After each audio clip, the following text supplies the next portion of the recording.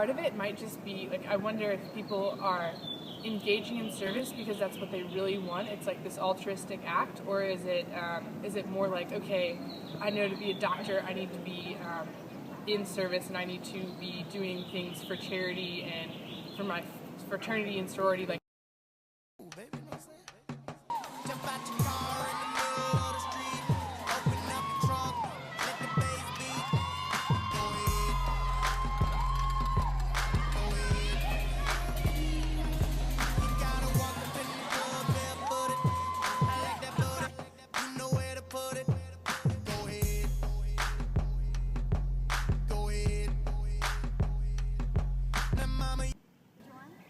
I will be the first to admit that I did bail after receiving the socks, which was about 3 hours into my shift. It's a great event. I just couldn't stay for the whole thing. You look so professional, I'm following you, sweating you. I can't believe I'm doing what I'm doing. What is wrong with my head? Go ahead. Cause baby, I like how you working it. I'm watching you, you twerking it. I'm trying to get you out of this club and get you off in my bed. Go ahead. Yeah. Now let me see that booty work, booty work, booty work.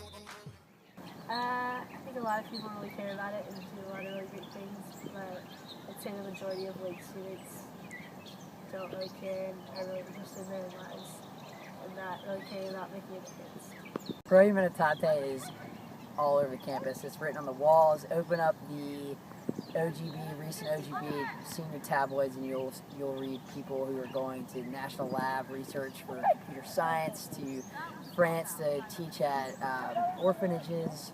I mean, we've got some outstanding people here who are doing magnificent things in the world and changing the world in huge ways. I think that some people, like the really involved people, I think that they are definitely Pro Humanitate is something they think about and it's important to them. But I think that to like the mass population or the general population, it's not on their everyday mind. As a freshman, I have tried to get involved in a couple different things. A lot of Saturdays I'll go and help out at Wake Saturdays, where we go downtown and serve lunch to some of the street people downtown. And I guess I do Young Life too, and so I guess you could count that as service. I love meeting people that I think truly embody Pro Humanitate. I think it's interesting, and I want to explore it more as I get older and go have more experience at Wake. So I think Pro Humanitate is well done in a lot of places. I think when it's done, it's well done. Places like through VSC with Campus Kitchen, the different shifts that they're able to fill every day through different programs on the weekends.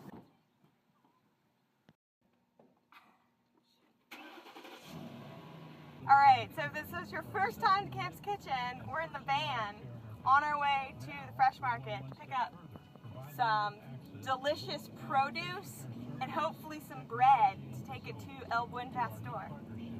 Step 1, get to the Fresh Market.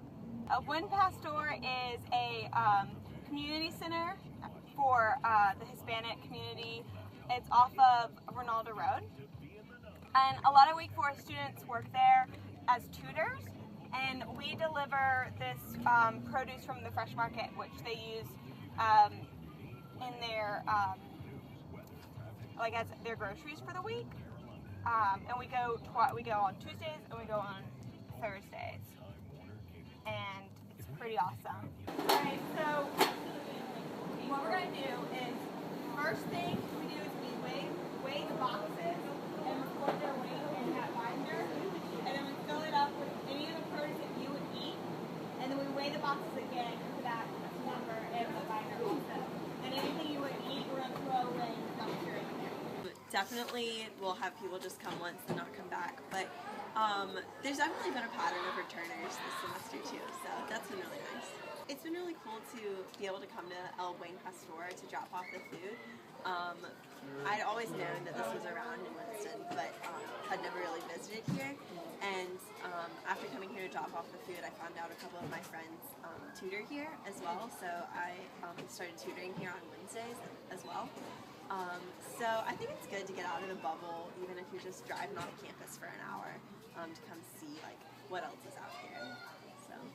But I do think it is sad that I think there are gaps throughout people's like everyday life, particularly through people that are just so like kind of career minded and kind of just on a certain track, and they think that Wake Forest is mostly their vehicle for that.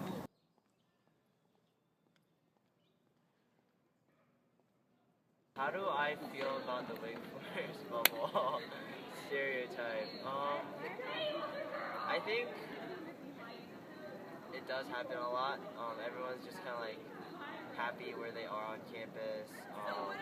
They're just kind of like, they just like this. I mean, it's gated, so it's like safe. There's just like all these events. It's not like integrated into any community, so I feel like there's a pretty big bubble here. If you want to get off campus, you kind of really have to look for those outlets. I think they really like those programs that do come on campus, like, you know, like Wake and Shake, Magic Pumpkin, The Bricks. Everyone's all into those sort of things just because it's super convenient. It's like right there. You don't really have to travel far. But I think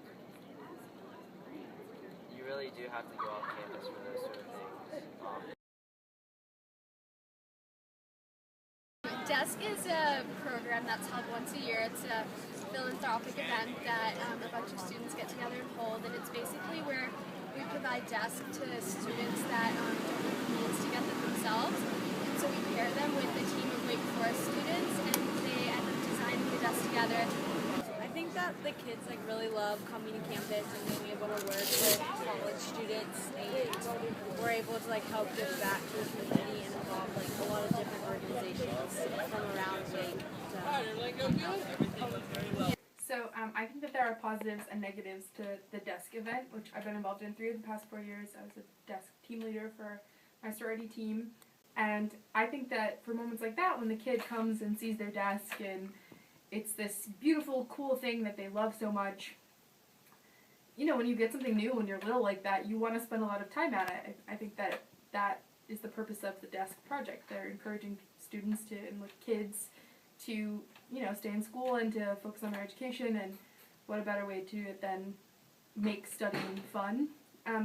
But I think that the cons are things like, I'm sure other people have mentioned, the concept of going off campus. I mean, unless you're a team leader and you go to the school and you ask the child like what they want on their desk, and you gotta kind of get a vision for who you're working with and the environment that they interact in all the time, it's really easy to disconnect. It's like, it's fun painting a desk and a little kid comes and sees it and smiles, but you kind of miss the beginning part of it, which is like, they come from a lower income family and they don't have the opportunity to buy a desk themselves. Like, a lot of them, like, English is their second language, it's not primarily what they speak in, so there's a barrier with that. You miss a lot of the kind of front-end difficulties with a project like DESC, and that doesn't mean it's not valuable, but I think that it means that it's harder for people to really make the connection between service and outcomes.